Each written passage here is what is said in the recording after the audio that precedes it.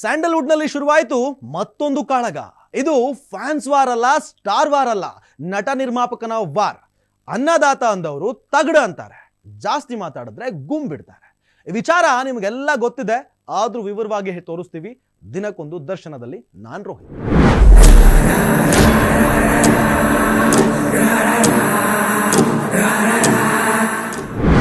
S ವೀಕ್ಷಕರೇ, TV ಹಾಕಿದ್ರು ಅದೇ ಸುದ್ದಿ, ಯೂಟ್ಯೂಬ್ ಓಪನ್ ಮಾಡಿದ್ರು ಅದೇ ಸುದ್ದಿ.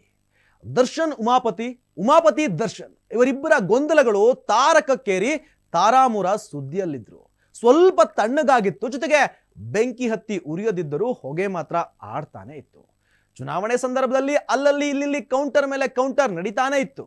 ಈಗ ನೇರವಾಗಿ ಕಾದಾಟ ಕೀಳ್ದಿದ್ದಾರೆ. ಈ ಗಲಭೆ ಯಾವ ರೀತಿಯ ಪರಿಣಾಮ ಬೀರ್ತಾ ಇದೆ ಅಂದ್ರೆ ನಟ ವರ್ಸಸ್ ನಿರ್ಮಾಪಕರು ಅನ್ನುವ ಮಟ್ಟಿಗೆ ಬಂದ್ ತಲುಪಿದೆ. ಹಾಗಾದ್ರೆ ನೀವು ನೋಡಿರುವ ದರ್ಶನ್ ಮತ್ತು ಉಮಾಪತಿಯ ಕಾಂಟ್ರವರ್ಸಿಯ ಟ್ರೈಲರ್ನ ವಿವರಣೆ ನಾವು ಕೊಡ್ತೀವಿ ನೋಡಿ.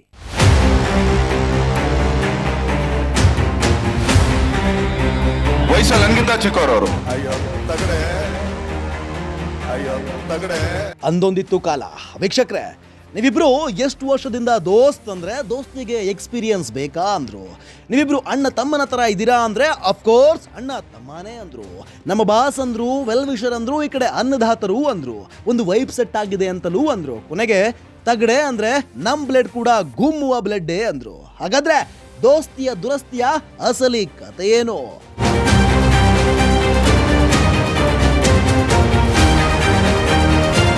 ದರ್ಶನ್ ಕೇವಲ ನಟನಲ್ಲ, ಹೋಮ್ ಪ್ರೊಡಕ್ಷನ್ ಇದ್ರೂ ಕೇವಲ ನಿರ್ಮಾಪಕನಲ್ಲ. ಎಲ್ಲದಕ್ಕೂ ಮೀರಿ ಲಕ್ಷಾಂತರ ಕೋಟ್ಯಾಂತರ ಅಭಿಮಾನಿಗಳ ಆರಾಧ್ಯ ದೇವರು, ಪೂಜನೀಯ ಸ್ಥಾನದಲ್ಲಿದ್ದಾರೆ. ಅದಕ್ಕೆ ಅವರೇ ಶ್ರಮಪಟ್ಟು ಬೆವರ ಸುರಿಸಿ ಕನಸು ಬೆರೆಸಿ ಕಣ್ಣಿಗೆ ಕಂಡ ಅವಮಾನ, ಕಾಣದಂತೆ ಅನುಭವಿಸಿದ ನೋವು ಎಲ್ಲವೂ ತಿಂದು ಇವತ್ತು ಬಲಿಷ್ಠ ಬಂಡೆಯಾಗಿ ಬೆಳೆದು ನಿಂತಿದ್ದಾರೆ. ಅದ್ಯಾವುದೇ ದುಷ್ಟಶಕ್ತಿ ಎದುರಾದ್ರೂ ಕೂಡ ಕೇವಲ ಒಂದು ಮಾತಿಗೆ ಅಭಿಮಾನಿಗಳೇ ಮುಂದೆ ನಿಂತು ಬಗೆಹರಿಸುವಷ್ಟು ವಿಶ್ವಾಸ, ಪ್ರೀತಿ ಎರಡನ್ನೂ ಕೂಡ ದರ್ಶನ್ ಸಂಪಾದನೆ ಮಾಡಿದ್ದಾರೆ. ಮಾರ್ಗದರ್ಶಕರಾಗಿದ್ದಾರೆ ಮತ್ತು ಅಭಿಮಾನಿಗಳನ್ನ ಕೆಲವು ತಿದ್ದುವ ವಿಚಾರಗಳಲ್ಲಿ ದರ್ಶನ್ ಬಗ್ಗೆ ಕೆಮ್ಮುವ ಹಾಗಿಲ್ಲ. ಪ್ರಾಣಿ ಪ್ರಿಯರೂ ಹೌದು, ಪರಿಸರ ಪ್ರೇಮಿಯೂ ಹೌದು.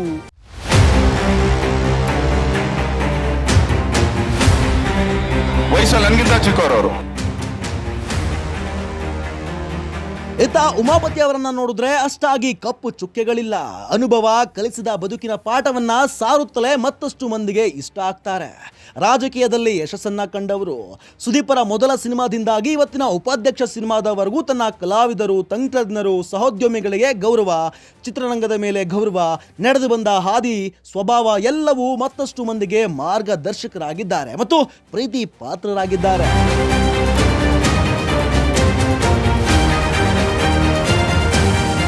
ಇವರಿಬ್ರು ಕೂಡ ಸಮಾಜದಲ್ಲಿ ಒಳ್ಳೆಯ ಹೆಸರನ್ನ ಇಟ್ಕೊಂಡವರು. ಅಭಿಮಾನಿಗಳ ಎದೆಯೊಳಗೆ ಸುದೀಪರೊಟ್ಟಿಗೆ ಸಿನಿಮಾ ಮಾಡಿ, ದರ್ಶನ್ ಜೊತೆಗೂ ಸಿನಿಮಾ ಮಾಡಿ ಒಳ್ಳೆಯ ಸ್ನೇಹ ಸಂಬಂಧ ಇಟ್ಕೊಂಡಿದ್ದಾಗ ಉಮಾಪತಿ ಅವರನ್ನ ಸುದೀಪ್ ಮತ್ತು ದರ್ಶನನ್ನ ಒಂದು ಮಾಡುವ ಪೊಟೆನ್ಷಿಯಲ್ ಇದೆ ಅನ್ಕೊಂಡಿದ್ರು, ನಿರೀಕ್ಷೆಯಲ್ಲಿದ್ರು. ಎಂದೋ ಆಗಬೇಕು ಅಂದಿದ್ದ ದಿಗ್ಗಜರು ರೀತಿಯ ಸಿನಿಮಾದಲ್ಲಿ ದರ್ಶನ್ ಸುದೀಪ್ ಆಕ್ಟ್ ಮಾಡ್ತಾರೆ, ಅದಕ್ಕೆ ಉಮಾಪತಿ ಅವರೇ ನಿರ್ಮಾಪಕರು ಅಂತ ಅಭಿಮಾನಿಗಳು ಹೇಳ್ತಿದ್ರು. ಈಗ ಎರಡು ಶತ್ರು ಬಣಗಳಾಗಿ ಬದಲಾಗಿದೆ, ಶತ್ರುಗಳಂತೆ ಬದಲಾಗಿದ್ದಾರೆ. ಶತ್ರುತ್ವ ವೈರತ್ವ ಮೆರೆದಾಡ್ತಾ ಇದೆ.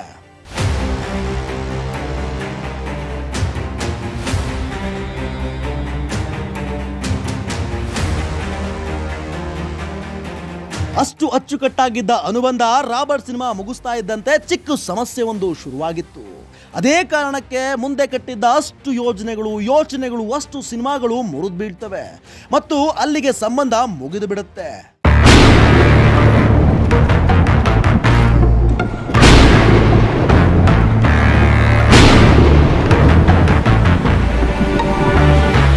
ಮುಗಿಯುವುದರೊಳಗೆ ದೊಡ್ಡ ರಾಧಾಂತವೇ ಆಗಿ ಹೋಗುತ್ತೆ. ಅದಕ್ಕೆ ಸಾಕ್ಷಿಯಾಗಿದ್ದೆ ಕರ್ನಾಟಕ ಜನ, ಅಭಿಮಾನಿಗಳು.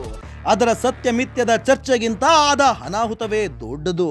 ಇಲ್ಲಿ ಉಮಾಪತಿ ಶ್ರೀನಿವಾಸ್ ಅವರ ಕಾರ್ಯಕ್ಷಮತೆ ಬಗ್ಗೆ ಗೌರವಿಸಲೇಬೇಕು. ಯಾಕಂದ್ರೆ ಚಿಕ್ಕಣ್ಣ ಅವರನ್ನ ಚಿತ್ರರಂಗಕ್ಕೆ ನಾಯಕನಾಗಿ ಪರಿಚಯಿಸಿ ದುಬಾರಿ ದುಡ್ಡನ್ನ ಹಾಕಿ ಒಳ್ಳೆಯ ರೀತಿಯಲ್ಲಿ ಜನರಿಗೆ ಸಿನಿಮಾವನ್ನ ತಲುಪಿಸಿದ ಕೀರ್ತಿ ಉಮಾಪತಿ ಅವರಿಗೆ ತಲುಪತ್ತೆ. ಈ ಕಡೆ ಉಮಾಪತಿ ಅವರ ನಿರ್ಮಾಣ ಅಂತ ಗೊತ್ತಿದ್ರೂ ಕೂಡ ದರ್ಶನ್ ಎಲ್ಲೆಂದರಲ್ಲಿ ಪ್ರಚಾರ ಮಾಡಿದ್ದಾರೆ, ಹೆಗಲು ಕೊಟ್ಟಿದ್ದಾರೆ. ಆದ್ರೆ ಇಲ್ಲಿ ಗಮನಿಸಲೇಬೇಕಾದ ವಿಚಾರ ಅಂದ್ರೆ ಇದೇ ಪ್ರಚಾರದ ಸಂದರ್ಭದಲ್ಲಿ ಉಮಾಪತಿ ಆಡಿದ ಒಂದು ಮಾತು ಇಲ್ಲಿವರೆಗೂ ತನ್ನ ನಿಲ್ಲಿಸಿದೆ. ಕಾಟೇರ ಟೈಟಲ್ ನಾನ್ ಕೊಟ್ಟಿದ್ದು, ಸಿನಿಮಾ ಕತೆ ನಾನ್ ಮಾಡಿಸಿದ್ದು ಅಂದ ಒಂದು ಮಾತು ಇಷ್ಟೆಲ್ಲಕ್ಕೂ ಕಾರಣವಾಗಿದೆ. ಸಿನಿಮಾ ಗೆದ್ದು ದಿನಗಳಾದ್ವು.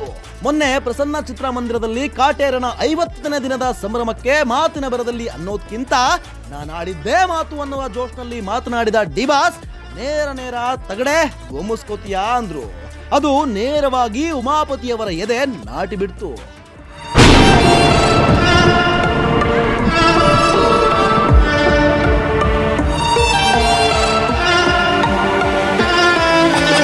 ಇದಕ್ಕೆ ಒಂದಕ್ಕೊಂದು ಅಂಟಿಕೊಂಡಂತೆ ದರ್ಶನ್ ಸಾಂಸಾರಿಕ ವಿಚಾರಗಳು ಕೂಡ ಬೀದಿಗೆ ಬಂದು ದೊಂಬರಾಟ ಆಡಿದ್ವು.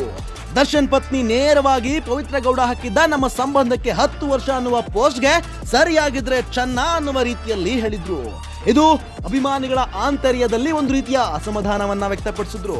ಯಾಕಂದ್ರೆ ದರ್ಶನರನ್ನ ಪ್ರೀತಿಸುವ ಅಭಿಮಾನಿಗಳು ದರ್ಶನ್ ಸ್ನೇಹಿತರು, ಕುಟುಂಬಸ್ಥರಿಗಿಂತ ಅವರ ಸಮಸ್ಯೆಯಲ್ಲಿ ಮುಂದಿರ್ತಾರೆ. ಈಗ ದರ್ಶನ್ ಪರ ವಿರೋಧವೂ ಹುಟ್ಕೊಂಡಿದೆ.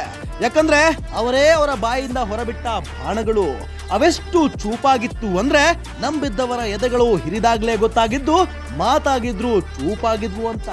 ಇದ್ರೆ ಇವತ್ತು ಇವಳು ಇರ್ತಾಳೆ, ಇಲ್ಲ ನಾಳೆ ಅವಳು ಇರ್ತಾಳೆ ಅಂದಾಗ ದರ್ಶನ್ ಸಿನಿಮಾದಲ್ಲಿ ಹೆಣ್ಣಿನ ಬಗ್ಗೆ ಅಷ್ಟೆಲ್ಲ ಹೇಳ್ತಾರೆ, ಆದ್ರೆ ನಿಜ ಜೀವನಕ್ಕೆ ಬಟ್ಟೆ ತೊಟ್ಟ ಬೊಂಬೆಯಾ ಅನ್ನುವ ಪ್ರಶ್ನೆ ಕಾಡತೊಡಗಿದ್ವು. ಮತ್ತು ಕೇವಲ ಸೆಲೆಬ್ರಿಟಿಗಳಿಗೆ ನಾನು ನನ್ನ ಜೀವ ಕೊಡೋಕು ರೆಡಿ ಎಂದು ನಂಬಿಸೋದಕ್ಕಾಗಿ ಅತಿಯಾದ ನಾಟಕ ಆಡ್ತಾವ್ರಾ? ಹೆಣ್ಣಿನ ಮೇಲೆ ನಿಜಕ್ಕೂ ಗೌರವವಿಲ್ವಾ? ಭೋಗದ ವಸ್ತುವಾ ಅನ್ನುವ ಪ್ರಶ್ನೆ ಈಗ ಎದ್ದು ನಿಂತಿದೆ. ಈ ಹಿಂದೆ ಹೆಣ್ಣಿನ ಬಗ್ಗೆ ಕೆಟ್ಟದಾಗಿದ್ರೆ ಸಿನಿಮಾನೇ ಮಾಡಲ್ಲ ಅಂದವರು ಅಷ್ಟು ನೇರವಾಗಿ ಅಷ್ಟು ಜನಗಳ ಮಧ್ಯೆ ಹೇಗೆ ಹೇಳ್ತಾರೆ ಅಂದ್ರು. ಲಕ್ಷಾಂತರ ಅಭಿಮಾನಿಗಳಿರ್ತಾರೆ. ಅಭಿಮಾನಿಗಳ ಮುಂದೆ ಒಂದು ವೇದಿಕೆಯಲ್ಲಿ ಒಂದು ಪದ ಬಳಕೆ ಮಾಡ್ತಾರೆ.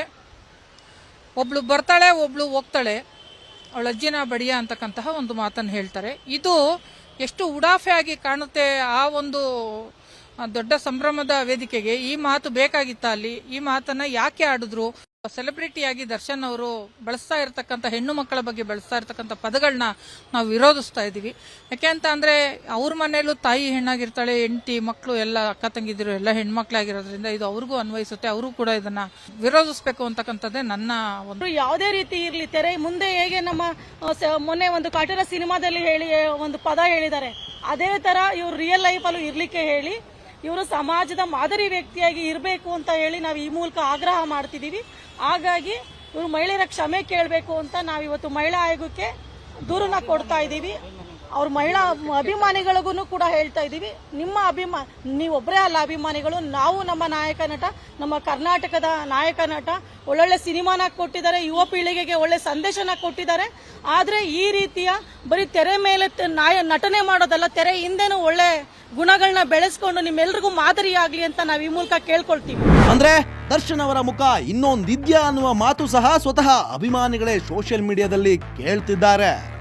ಇನ್ನೊಂದು ಮಾತು ಕೂಡ ಓಡಾಡ್ತಾ ಇದೆ. ನಿರ್ಮಾಪಕರು ಅನ್ನದಾತ, ಅವರಿಂದಾನೇ ನಾವು, ಅವರು ಅನ್ನ ಹಾಕುವವರು ಅಂದ ದರ್ಶನ್ ತಗಡು ಅಂದ್ರೆ ಹೇಗ್ ಸಾಧ್ಯ? ಚೆನ್ನಾಗಿದ್ರೆ ಇವ್ರಿಗೆ ಸಿನಿಮಾ ಮಾಡಿದ್ರೆ ಮಾತ್ರ ಅನ್ನದಾತರು ಅಥವಾ ಮೈಕ್ ಸಿಗ್ದಾಗ್ಲೇ ಇವರ ದರ್ಶನಗಳು ಎದುರಾಗ್ತಾವ ಅನ್ನೋ ಪ್ರಶ್ನೆ ಕೂಡ ಎದ್ದು ನಿಂತಿದೆ. ಮತ್ತು ಕತೆ ನಂದು ಅನ್ನುವ ಉಮಾಪತಿಯವರು ಅಷ್ಟು ಈಸಿಯಾಗಿ ಹೇಗ್ ಬಿಟ್ಕೊಟ್ರು, ಮತ್ತು ಸಿನಿಮಾವನ್ನೇ ನೋಡಿಲ್ವ ಅನ್ನುವ ನಿರ್ಮಾಪಕರು ಕತೆ ನಂದು ಅಂತ ಹೇಗೆ ಹೇಳಿದ್ರು ಎನ್ನುವ ಪ್ರಶ್ನೆ ಕೂಡ ಅಭಿಮಾನಿಗಳ ವಲಯದಲ್ಲಿ ಮುಂದೆ ನಿಂತಿದೆ. ಇಲ್ಲಿ ಅದೇನೇ ಆದ್ರೂ ಕೂಡ ತಪ್ಪಿನ ಪಾಲು ದರ್ಶನ್ ಅವರ ಕಡೆಯೇ ಇದೆ. ಯಾಕಂದ್ರೆ ಸಮಾಜದಲ್ಲಿ ಘನತೆ ಹೊತ್ತ ವ್ಯಕ್ತಿ ಮಾತನಾಡೋದನ್ನ ಕಲಿಲೇಬೇಕು. ನಾನಿರೋದೇ ಹೀಗೆ ಅನ್ನೋದಾದ್ರೆ ಸಂಸ್ಕಾರ ಅನ್ನುವ ವಿಚಾರ ಕೂಡ ಬರುತ್ತೆ. ಅದು ಅವರನ್ನ ಫಾಲೋ ಮಾಡೋರ್ಗೆ, ಕೂತ್ಸೋರ್ಗೆ, ಎಳೆ ಮಕ್ಕಳಿಗೂ ಒಂದು ವಿಚಾರ ತಲೆಗೆ ಹತ್ತತ್ತೆ. ನತ್ತಿಗೇರಿ ನಾವಿರೋದೇ ಹೀಗೆ ಅನ್ನುವ ಮೆರೆದಾಟಗಳಾಗತ್ತೆ. ಯಾಕಂದ್ರೆ ಕೇವಲ ನಿಮ್ಮ ಸಿನಿಮಾ ನೋಡಿ ಎದೆ ಮೇಲೆ ಅಥವಾ ತಾವು ದುಡಿದು ಸಂಪಾದಿಸಿದ ಗಾಡಿ ಮೇಲೆ ಹೆಸರು ಫೋಟೋ ಹಚ್ಚೆ ಹಾಕಿಸ್ಕೊಳ್ಳೋದಿಲ್ಲ. ನಿಮ್ಮ ನಡೆ ನುಡಿಯನ್ನು ನೋಡ್ತಾರೆ. ನೀವು ಕಲಿಸುವುದು ಬಹುಮುಖ್ಯ. ನೀವು ಆಚರಣೆ ಬೇಡ, ದಿನಸಿ ಕೊಡಿ ಅಂದ್ರೆ ನಿಮ್ಮ ಗೋಡನ್ ತುಂಬತ್ತೆ. ಹೆಣ್ಣಿಗೆ ಬೆಲೆ ಕೊಟ್ಟಿಲ್ಲ ಅಂದ್ರೆ ಅದು ನಿಮ್ಮ ಅಭಿಮಾನಿಗಳ ದರ್ಪಕ್ಕೂ ಕಾರಣವಾಗುತ್ತೆ. ಇದೆಲ್ಲವನ್ನ ದರ್ಶನ್ಗೆ ಯಾರೊಬ್ಬರು ಬುದ್ಧಿ ಹೇಳುವ ಅವಶ್ಯಕತೆಯೇ ಇಲ್ಲ.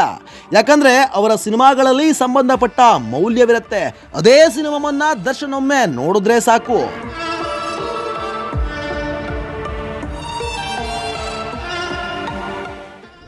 ಸಿನಿಮಾದಲ್ಲಿ ಸದಾ ಮಾರ್ಗವಾಗಿ ನಿಜ ಜೀವನದಲ್ಲೂ ಉದಾಹರಣೆಯಾಗುವ ದರ್ಶನ್ ಯಾಕೆ ಈ ರೀತಿ ಸಾಮಾಜಿಕವಾಗಿ ಗಲಭೆ ಸೃಷ್ಟಿ ಮಾಡ್ಕೋತಾರೆ? ದರ್ಶನ್ ಅವ್ರಿಗೆ ಮಾತಿನ ಮೇಲೆ ಹಿಡ್ತಾ ಇಲ್ವಾ ಹಾಗಾದ್ರೆ? ಅಥವಾ ನಾನಾಡಿದ್ದೇ ಮಾತು ಅನ್ನುವ ಅಹಂ ಇದೆಯಾ? ಅದೇನೇ ಇರಲಿ, ಚಿತ್ರರಂಗಕ್ಕೆ ಇಬ್ರು ಕೂಡ ಆಸ್ತಿನೇ, ಇಬ್ರು ಕೂಡ ಗೌರವಾನ್ವಿತರೆ. ತಪ್ಪಿದ್ರೆ ಸರಿಪಡಿಸ್ಕೊಂಡು ಅಥವಾ ಅದೇನೇ ಇದ್ರೂ ಸುಧಾರಿಸ್ಕೊಂಡು ಹೋಗಿ ಅಲ್ಲ, ಅಥವಾ ಪರ್ಸ್ನಲ್ ಆಗಿ ಇಟ್ಕೊಳ್ಳಿ ಅಲ್ವಾ. ಪದೇ ಪದೇ ನಿಮ್ಮ ಆಟಗಳು ಏನಿ ಆಟಗಳು? ಬಿಕಾಸ್ ಅಭಿಮಾನಿಗಳ ಗಲಭೆಗೆ ನೀವೇ ನೇರ ಕಾರಣವಾಗ್ಬಿಡ್ತೀರಾ. ಎಸ್, ಇದಾಗಿತ್ತು ಇವತ್ತಿನ ವಿಶೇಷ. ಹೆಚ್ಚಿನ ಮಾಹಿತಿಗಾಗಿ ನೋಡ್ತಾ ಇರಿ ಅಶ್ವವೇಗ.